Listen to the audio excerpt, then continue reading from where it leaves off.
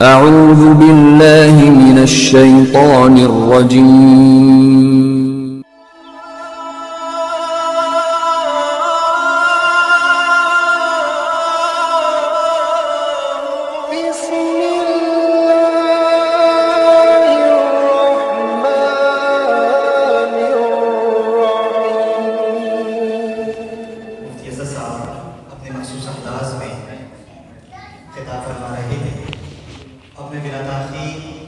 Doctor صاحب کو خطاب دینے کے لیے میں ریکویسٹ گزارش کروں گا کہ علامہ خالد صاحب سے کی حضرت کو مدعو کریں گے.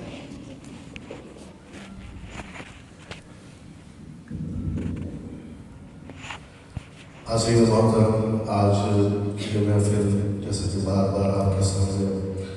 ذکر کیا جا چکا ہے کہ سیدنا صدیق اکبر رضی اللہ تعالیٰ عنہ کے حوالے سے منعقد کی گئی ہے، اور ہماری خوش نصیبی ہے کہ آج کی اس محفل میں ہمارے سامنے جو شخصیت ہے وہ صرف شہر کراچی یا پاکستان کی نہیں بلکہ عالم اسلام کی ایک عظیم الشان شخصیات میں آپ کا شمار ہوتا ہے. گلشن اقبال میں جامعہ انوار القرآن، اس کے بانی و معتمد علامہ حسن عقائی صاحب رحمۃ اللہ تعالیٰ علیہ تھے.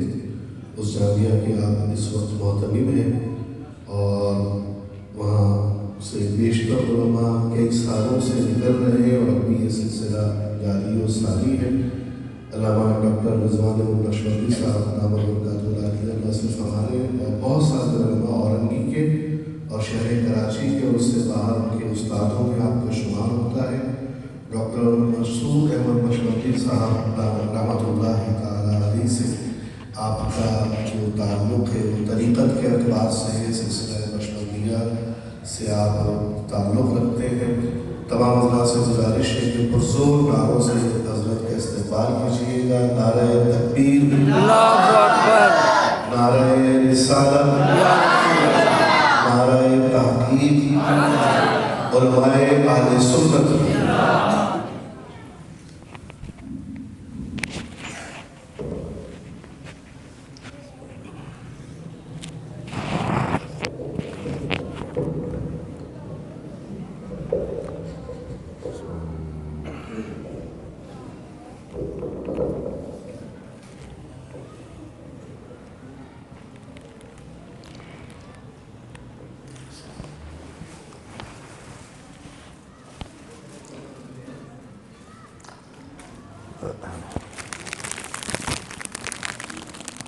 نحمده ونصلي ونسلم على رسوله الكريم. أما بعد، فأعوذ بالله من الشيطان الرجيم. بسم الله الرحمن الرحيم. قال الله تبارك وتعالى في كلامه المجيد والفرقان الحميد: ثاني اثنين إذ هما في الغار إذ يقول لصاحبه لا تحزن إن الله معنا. صدق الله العلي العظيم وبلغنا رسوله النبي الكريم. درود پڑھ اللهم صل على سيدنا محمد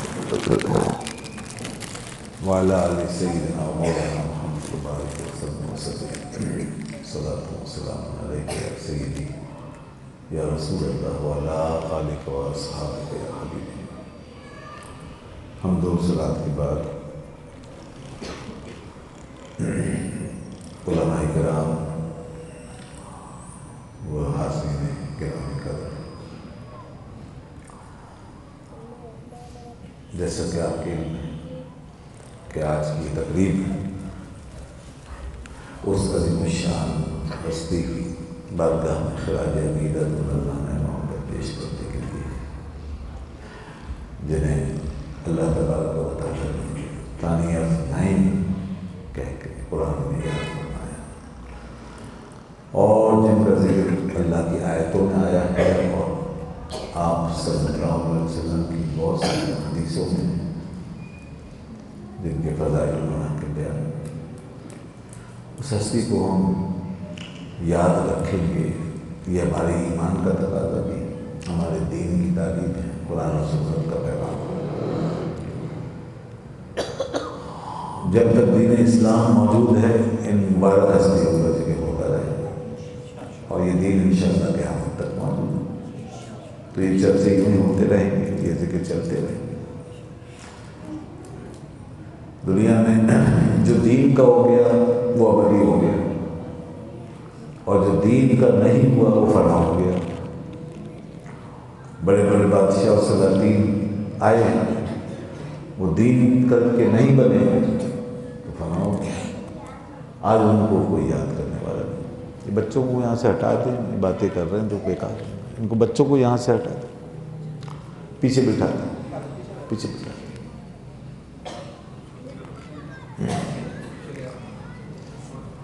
یا ان کو پیچھے کر دیں، یا آپ بیچ میں بیٹھ جائیں ان کے پھر، تاکہ ان کو چپ کرا کے رکھیں، یہاں بیٹھ جائیں۔ تو یاد رکھیں کہ اگر آپ دین کے بن کر رہیں، دین کے ہو کر رہے، تو پھر انشاءاللہ یہ دین آپ کا ہوگا اور آپ کے لیے رہے گا۔ جو دنیا کے لیے ہو جاتا ہے دنیا اس کی نہیں ہوتی، مگر جو دین کے لیے ہو جاتا ہے دین اس کا ہو جاتا ہے۔ ایسے ہی ہے نا، جو دین کے لیے ہوتا ہے دین اس کا ہو جاتا ہے۔ دنیا کے لیے جب ہم ہوتے ہیں تو دنیا ہمیں چھوڑ دیتی ہے، اور ہم دنیا کو چھوڑ دیتے ہیں بالآخر یہ رشتہ ختم ہو جاتا ہے موت کے بعد۔ زندگی میں بھی ہوتا رہتا ہے اور موت کے بعد تو ہوتا ہی ہوتا ہے، مگر دین ایسا وفادار ہے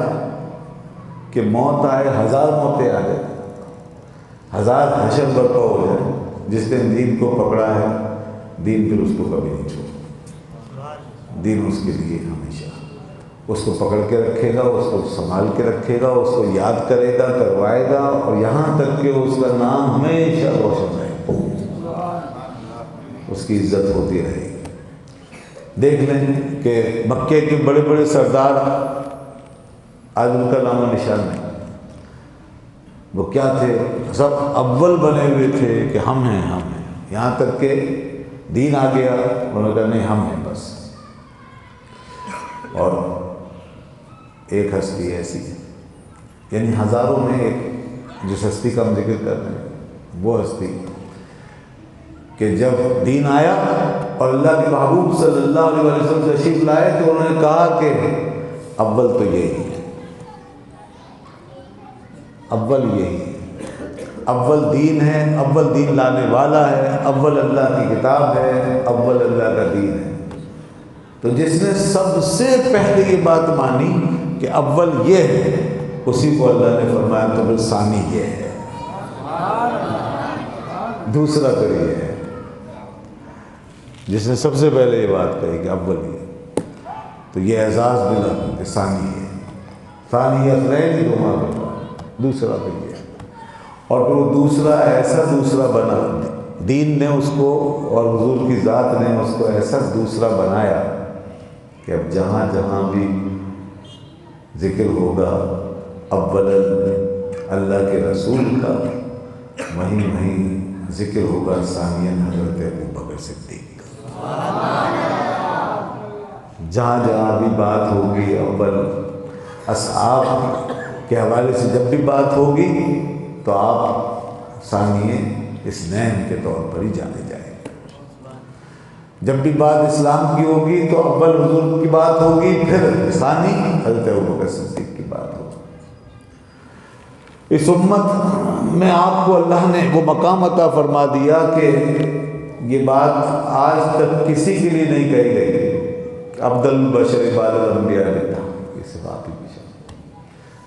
کہ سارے بشروں میں، سارے انسانوں میں نبیوں کے بعد جو سب سے افضل ہے وہ حضرت ابوبکر صدیق ہے۔ تو دوستو یہ ہے دین کا فائدہ، دین کی برکت۔ حضرت ابوبکر صدیق رضی اللہ عنہ نے یہ سب کچھ اس دین کی خدمت کے سلے میں پا لیا، رسول پاک صلی اللہ علیہ وسلم سے وابستگی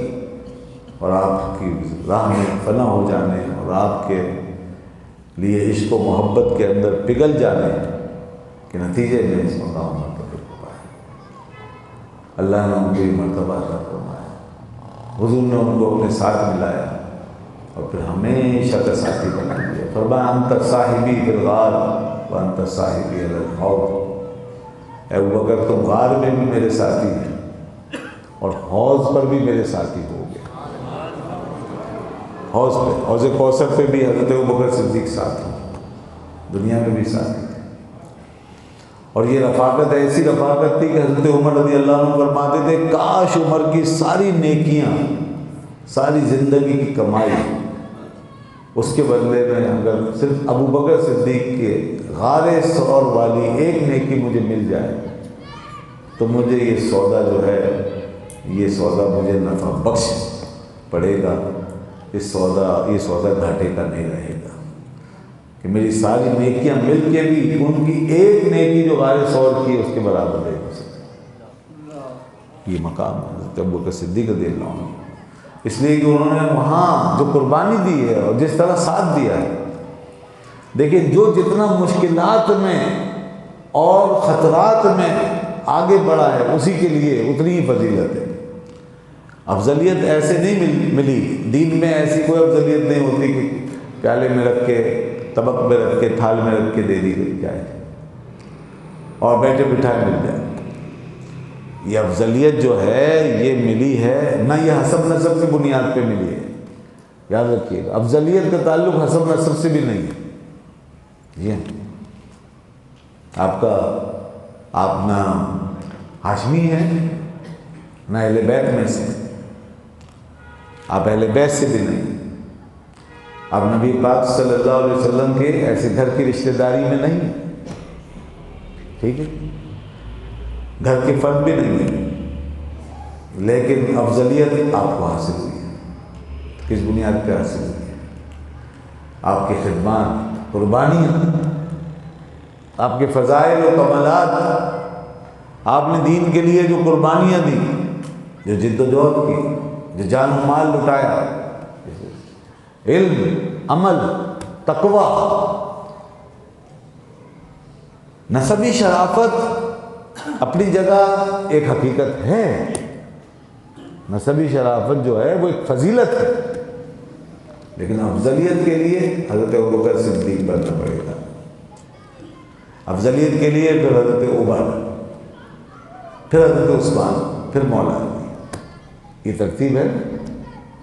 تو افضلیت جو ہے وہ علم، افضلیت کا مطلب ہے دوسروں پر فضیلت، اور فضیلت کا مطلب ہے اپنی ذات میں فضیلت بغیر مقابلے کے۔ تو نسبی جو شرافت ہوتی ہے وہ اپنی ذات میں ایک فضیلت و خصوصیت ہوتی ہے، اس میں کوئی شک نہیں ہے، لیکن افضلیت کے حوالے سے جو فرمایا گیا ہے یہاں پر صحابہ کے بیچ، اس میں کیا چیز مقدم رکھی گئی ہے؟ اس میں مقدم یہ ہے، قرآن پاک فرماتا ہے ان اکرمکم عند اللہ اتقاکم، جو تم میں سب سے زیادہ مکرم ہے، سب سے زیادہ متقی ہے، وہی سب سے زیادہ مکرم ہے اللہ کے یہاں، متقی، تقوی، پرہیزگار۔ اسی طرح فرمایا قل هل يستوي الذين يعلمون والذين لا يعلمون، آپ فرمائیں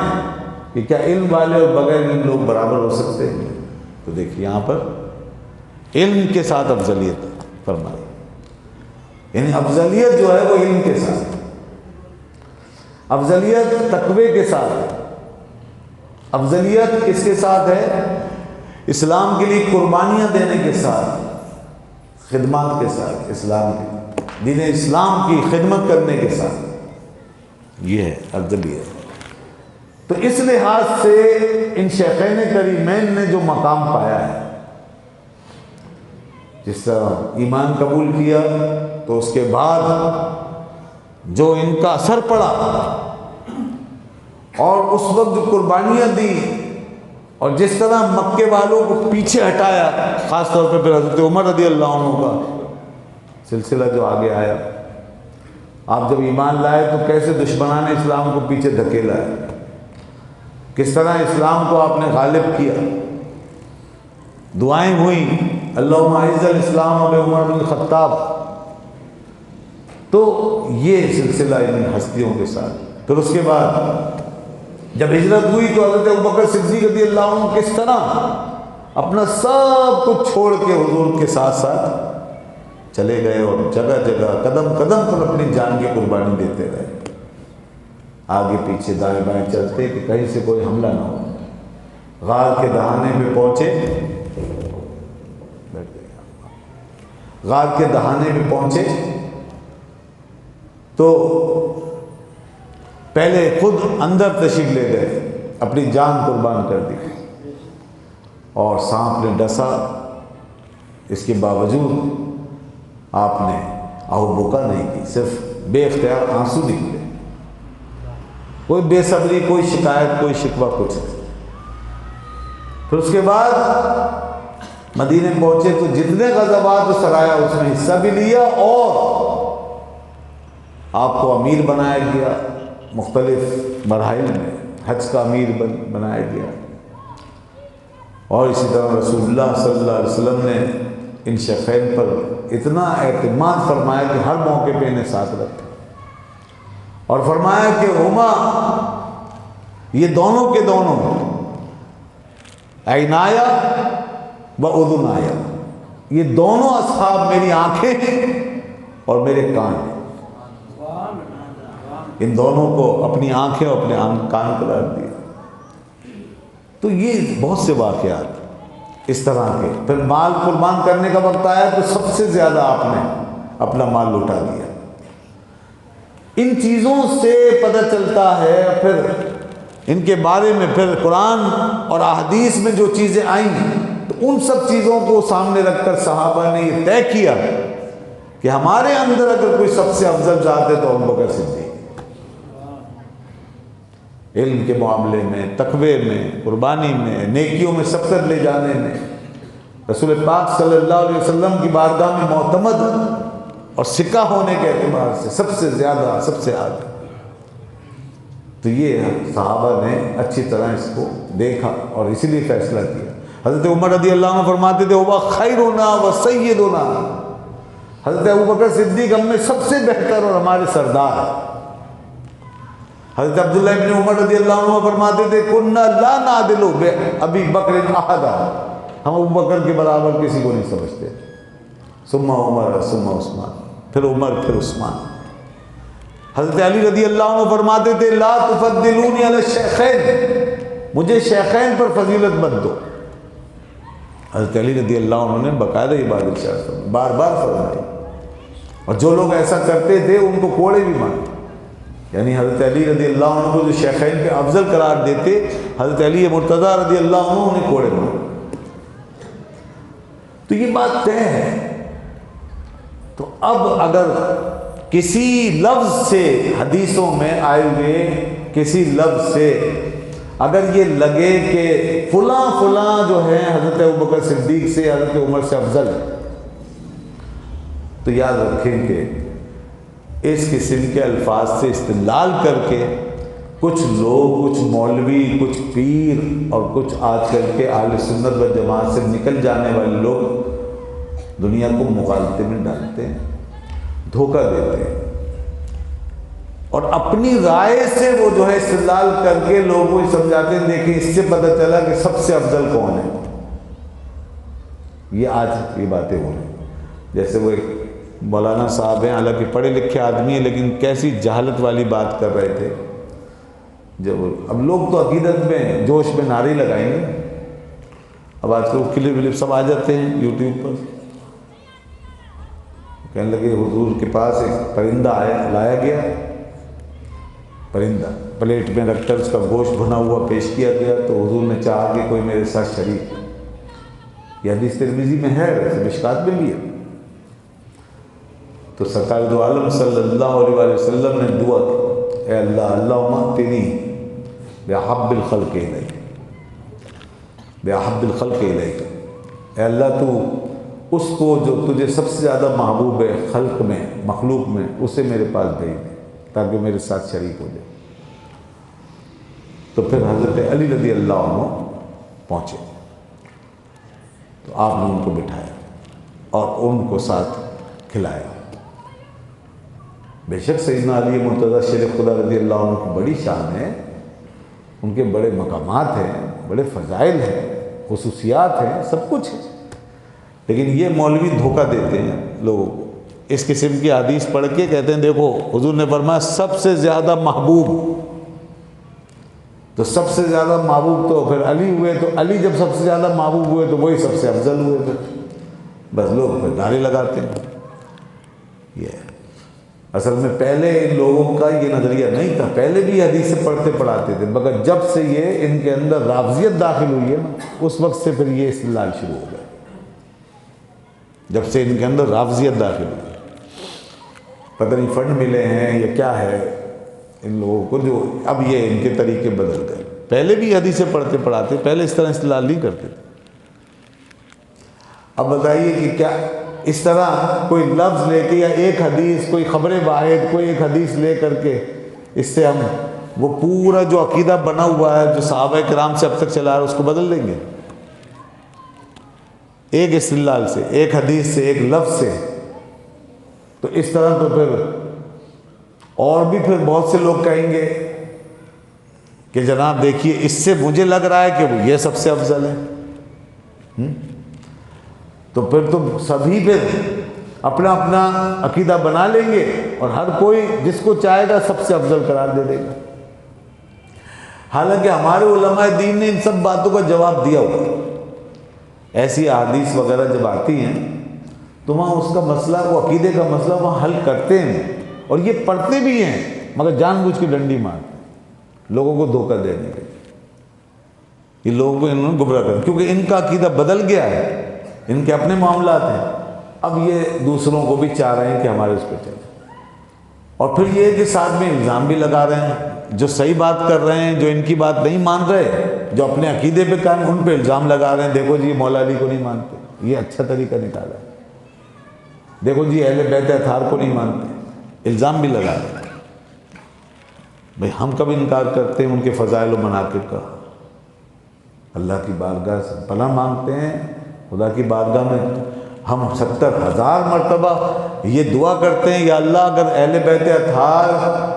یا ان بزرگ ہستیوں کے فضائل و مناقب سے اگر ہم منحرف ہوں تو اس سے پہلے ہمیں بہت عطا فرما دیں، قطعاً نہیں۔ لیکن یہ جو تم جو کہہ رہے ہو، تم نے یہ بات نکال کے جو خیانت کی ہے اور جو پوری امت کو ٹھکرایا ہے، یہاں تک کہ خود حضرت علی رضی اللہ عنہ کا فیصلہ بھی ٹھکرایا تم نے، چھوڑا تم نے، ان کا عقیدہ چھوڑا، اہل بیت اطہار کا مسلک چھوڑا، ان کا طریقہ چھوڑا، ان کا عقیدہ چھوڑا، ان کی تعلیم چھوڑی، اور میں اپنے دماغ کے اندر ایک آئی ہوئی بات کو نافذ کرنا چاہا اور اس کو خود اپنا لیا، تو تم سے بڑا بے ادب کون ہوگا؟ بے ادبی تو تم کر رہے ہو، اور نام عقیدت کا دے رہے ہو اس کو، فضائل کی بات کر کے پیچھے بے ادبی کرتے جا رہے ہو کہ جی ہم دیکھو جی یہ مانیں گے، اور مولا علی بھی کہیں گے تو ان کی نہیں مانیں گے۔ مولا علی فرما رہے ہیں کہ لا تفضلونی علی الشیخین، مجھے شیخین پر فضیلت مت دو، اور یہ مولوی صاحب کہہ رہے ہیں نہیں جی ہم تو اس حدیث پہ چل رہے ہیں، آپ کی بات نہیں مانیں گے۔ اللہ، تو یہ تو اپنی علمیت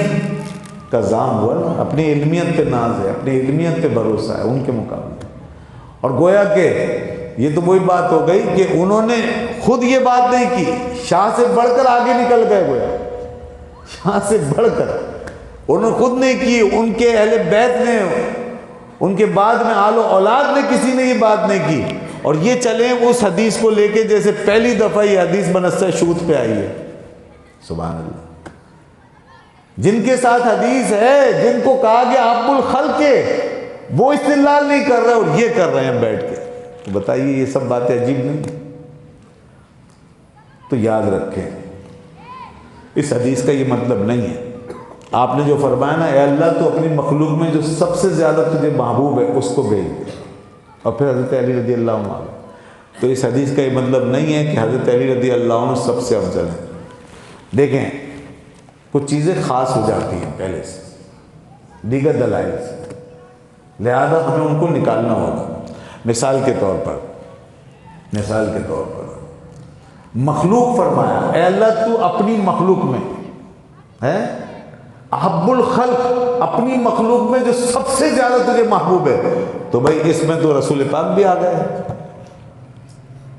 مخلوق میں تو آپ بھی آ گئے،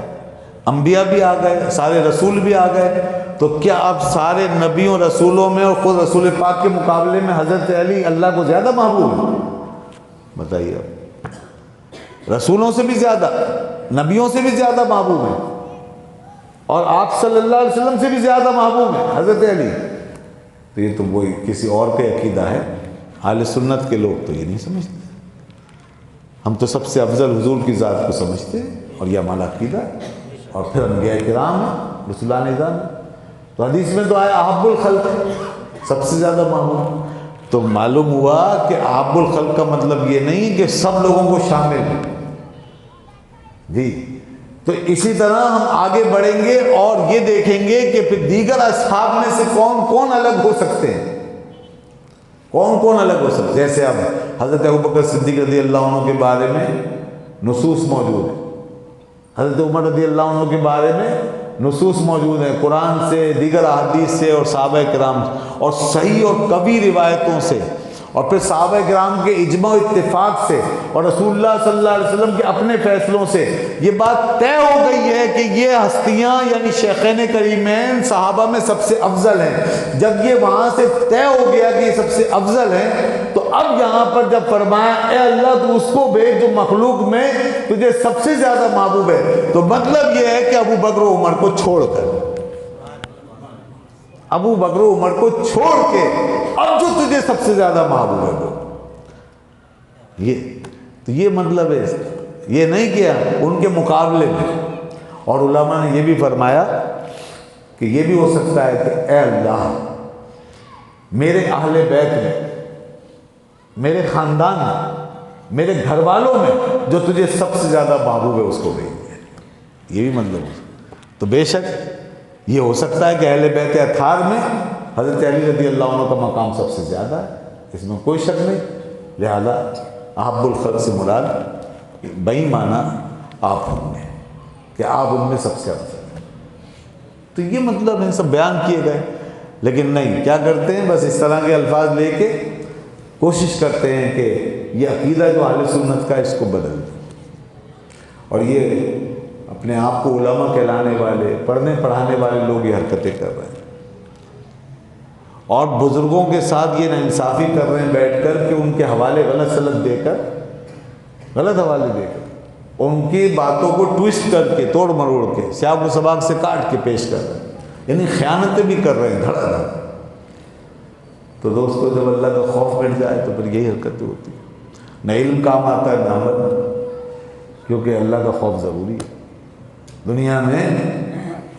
بڑے لوگ بہک جاتے ہیں، بہت سے لوگ پہلے بھی بہکے، پڑھے لکھے لوگ بھی بہکتے ہیں، کیونکہ خوف خدا نہیں رہتا. شیطان بھی تو سارا علم رکھتا تھا، جانتا تھا، مگر دیکھو بہک گیا. تو اس لیے، اور جتنے فرقے بنے نا، جتنے بھی فرقے بنے دنیا میں، سب پڑھے لکھے لوگوں نے بنائے. عام لوگ تھوڑی بناتے، انہیں کیا پتا. عام لوگ تو خالی پیچھے پیچھے چلتے ہیں بس، اور جس سے متاثر ہو جاتے ہیں اس کے پیچھے چلتے ہیں. اور کسی کو زیادہ لوگ مل جاتے ہیں، کسی کو کم. جو جتنا زیادہ بڑی فنکاری کرے، جتنا اچھا فن دکھائے لوگوں کے سامنے، سج دھج کے آئے، پیسہ لگائے، پبلسٹی کرے، تقریریں بہت زور زور سے کرے، اور خوب اس کی تقریریں چلائی جائیں دنیا میں، کتابیں بھی چھپوا دیں، خوب ٹیم بھی بن جائے، کوئی پیسہ بھی باہر سے اندر سے آنا شروع ہو جائے، تو ایسے لوگوں کو بھی زیادہ لوگ مل جاتے ہیں. دیکھتے ہیں. اور وہ اس میں پھر جو چاہ رہے ہوتے ہیں وہ پھیلا رہے ہوتے ہیں اپنے عقیدے کے مطابق. کل دیکھیں تو کچھ اور تھے، پرسوں دیکھیں کچھ اور تھے. بھئی ہم تو عالم حق اس کو سمجھتے ہیں جو شروع سے لے کر آخر تک، اگر شروع میں وہ حق پر تھا اور جس کو اس نے حق کہا ہے تو آخر تک اس پہ قائم رہا ہو. جس نے زندگی گزاری ہو ایک حق پر اور پھر اسی پہ فوت ہو گیا ہو، وہ ہے عالم حق. اور ان لوگوں کا کیا حال ہے کہ ان کی طالب علمی کا دور دیکھو، ان کی اس کے بعد عالم ہونے کا دور دیکھو، ان کے اساتذہ سے ذرا ان کا رب دیکھو کہ یہ ان سے کتنے ہٹے ہوئے چل رہے ہیں. اس وقت کیا تھے، پہلے کیا کہتے تھے، آج کیا کہہ رہے ہیں، پہلے کیا لکھتے تھے، آج کیا لکھ رہے ہیں، پہلے کیا بولتے تھے، آج کیا بول رہے ہیں. سب بدلا ہوا ملے گا. اچھا پھر ایسے بھی رنگ برنگی لوگ ہیں. مشرق میں، یہاں ایشیا میں ہیں تو کچھ اور ہیں، مغرب میں گئے تو وہاں کچھ اور ہو گئے. یہاں کچھ اور انداز، وہاں کچھ اور انداز، یہاں کی باتیں کچھ اور، وہاں کی باتیں کچھ اور، یہاں کا اسلام کچھ اور، وہاں کا اسلام کچھ اور، کسی کا یہاں کا اسلام اور ہے، انڈیا کا اسلام دوسرا ہے،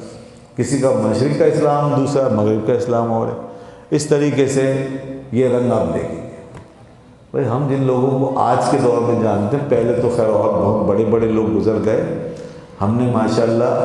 مطلب مشہور شخصیات کے اعتبار سے، ویسے تو اور بھی بہت ہیں۔ علامہ شاہ نورانی صاحب رحمۃ اللہ علیہ کو ساری زندگی دیکھا، ایک ہی رنگ میں دیکھا ہے، ایک ہی عقیدے میں دیکھا، ایک رنگ میں دیکھا۔ جو پہلے دن انہوں نے نعرہ لگایا اور جو بات کی حق کی جس مسلک کے، آخری دن تک اسی پر قائم رہے۔ اور کیا مغرب کیا مشرق، دنیا بھر میں وہ گئے، دورے کیے، وہی انداز، وہی تبلیغ، وہی کام، وہی نعرہ، وہی باتیں، وہی کردار، وہی عمل۔ ہم نے نہیں دیکھا ان کو رنگ برنگی ہوتا ہوا، ہم نے نہیں دیکھا ان میں بہروپیہ پر، نہیں، ہم نے نہیں دیکھا ان میں جیسا دیس ویسا بھیس، جیسا دیس ویسا بھیس، یہ ہم نے نہیں دیکھا۔ دامے ہم رنگ زمین، ہم نے ان کو نہیں دیکھا، یہ ان کی شان ہے۔ ہم نے اپنے اساتذہ کو اسی طرح دیکھا، ہم نے اپنے پیر و مرشد ڈاکٹر مسعود احمد صاحب رحمۃ اللہ علیہ کو ساری زندگی دیکھا۔ ڈاکٹر مجید اللہ قادری صاحب فرما رہے تھے،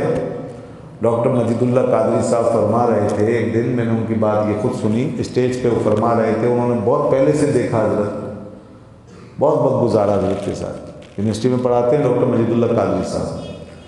وہ فرما رہے تھے، میں نے فرما رہے تھے شاید 35-40 سال پہلے حضرت کو اس طرح دیکھا تھا، اس رنگ میں، اور آج تک اسی رنگ میں دیکھا ہوں، وہی سادگی، وہی انداز، وہی طریقہ، وہی وقار جو 40 سال پہلے نظر آیا۔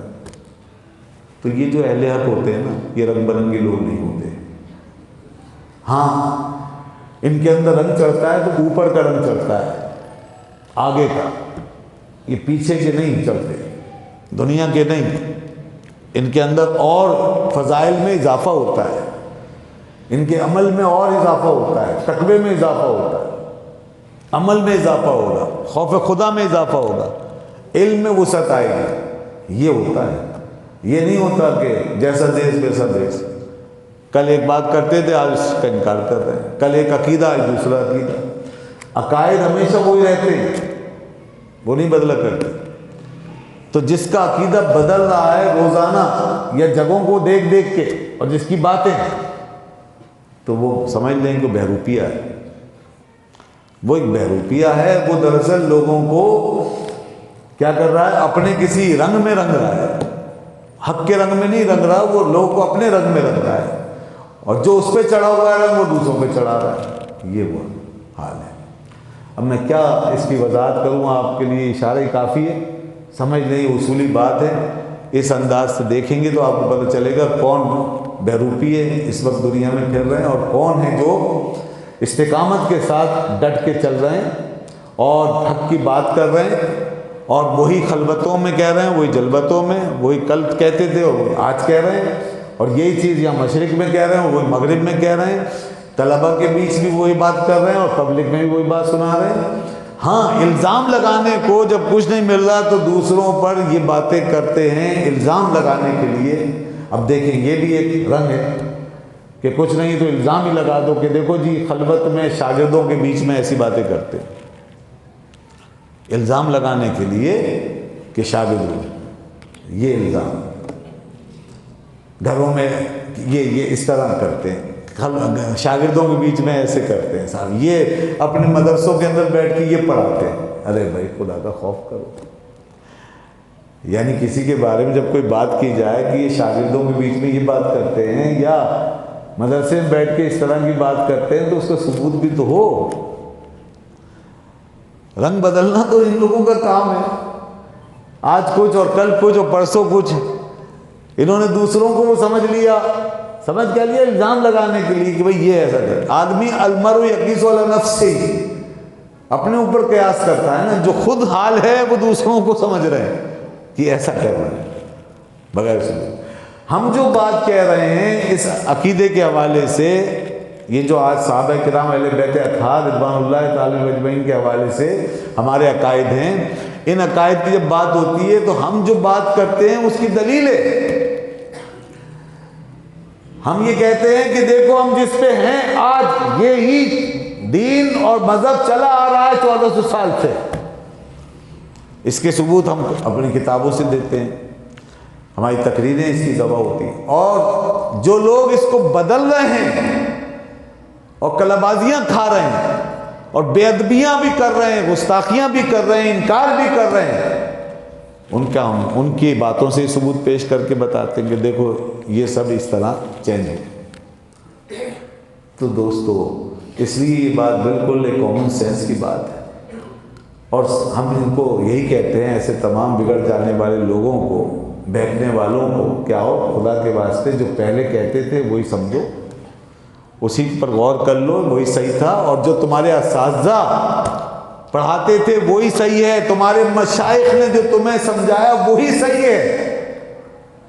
اور اگر اپنے اساتذہ اور مشائخ کی بات بھی نہیں مان رہے تو چلو اہل بیت کا نعرہ تو بہت لگا رہے ہو نا،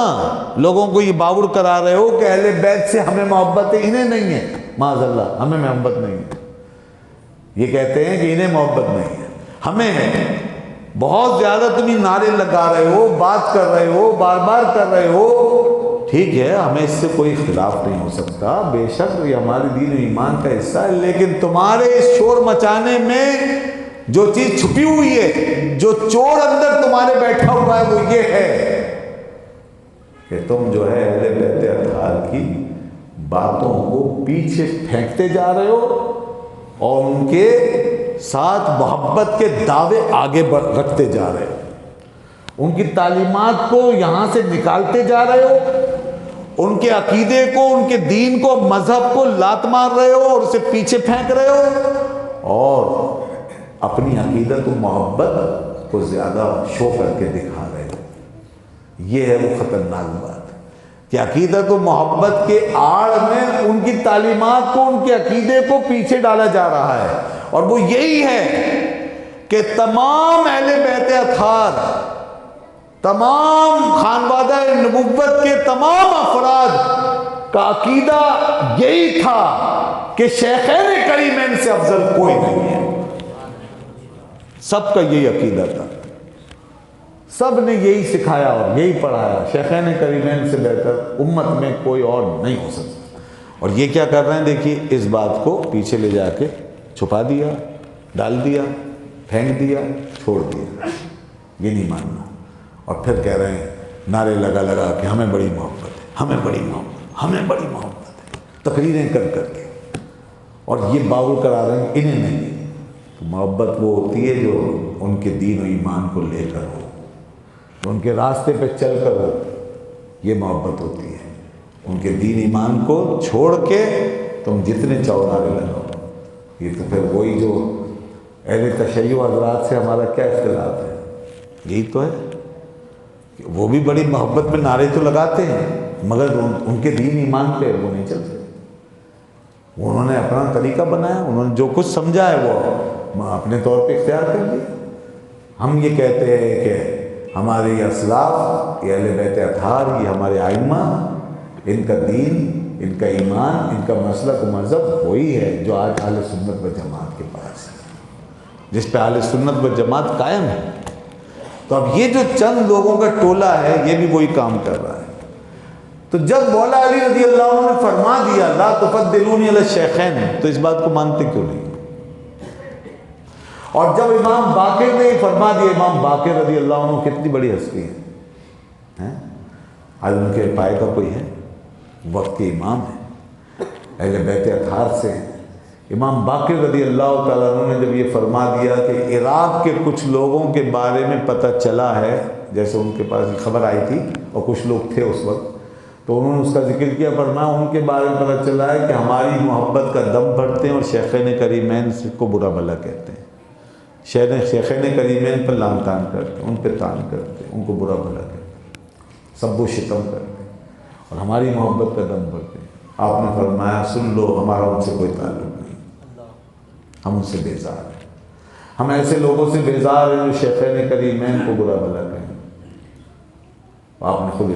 ارشاد اور فرمایا کہ اگر اللہ اختیار دیتا تو ہم تلوار لے کر ان سے مقابلہ کرتے، ایسے لوگوں سے تلوار کے ساتھ مقابلہ کرتے جو یہ باتیں کرتے اور شیخین کریمین کی عزت و حرمت کو نہیں مانتے۔ یہ تو ہے ان کا عقیدہ ہے،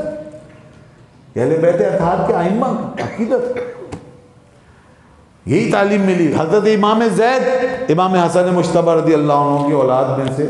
ان کی نسل پاک میں ہوئے حضرت امام زید۔ جب لوگوں نے اس کے ہاتھ پر بیعت کرنی چاہی تو ایک شرط لگائی، یہ وہی طبقہ تھا جو غلو کرتا تھا نا، تو وہ اسی طرح اہل بیت کے نعرے لگا کے ایک پیدا تو ہو گئے تھے اس زمانے۔ آج وہی اسی کا یہ وہ ایک عکس ہے جو اس طرح نعرے لگا کے عقیدے بدلتے ہیں، یہ سب وہی لوگ۔ تو اب وہ امام زید رضی اللہ عنہ کے ساتھ وہ گروہ جو ہے لگ گیا، اور انہوں نے کہا کہ ہم آپ کی بیعت اس وقت کریں گے جب آپ شیخین کریمین پر لعن طعن کریں، اور شیخین کریمین کو آپ چھوڑیں، ان کے ساتھ تعلق نہیں ہوگا تو ہم بیعت کر لیں گے۔ حضرت امام زید اہل بیت کے امام، صحیح العقیدہ، وہ بھلا ہے ایسا کیسے کر سکتے؟ انہوں نے ان سب کو کہا جاؤ، اگر جاتے ہو تو میرا تم سے کوئی تعلق، تم مجھ سے وہ تقاضا کرتے ہو کہ جو میرے آبا و اجداد نے کبھی نہیں کیا۔ جن شیخین کریمین کی عظمت میرے آبا و اجداد نے مانی ہو، مجھ سے یہ کیسے ہو سکتا ہے کہ میں ان شیخین کو برا بھلا کہوں اور ان کو چھوڑ کر میں کسی راستے پہ چلوں؟ ہرگز نہیں۔ انہوں نے کہا پھر ہم بیعت نہیں کرتے، جاؤ یہاں سے، چھوڑ دیا، ہزاروں لوگ دور کر دیا۔ اور امام پاک امام زید رضی اللہ عنہ الگ، یہ تھے وہ اہل بیت اطہار۔ تو ہم کہتے ہیں ان کی محبت کا مطلب یہ ہے، صرف نعرے لگانے سے محبت نہیں ہوتی، صرف تقریروں میں رونے سے محبت نہیں ہوتی، جوش دکھانے سے محبت نہیں ہوتی، بار بار ذکر کر لینے سے محبت نہیں ہوتی۔ محبت ہوتی ہے ان کے راستے پہ چلنے سے۔ پہلے چلو، ان کا عقیدہ مانو، ان کا مسلک مانو، ان کا طریقہ مانو، پھر بے شک جتنے چاہو نعرے لگاؤ۔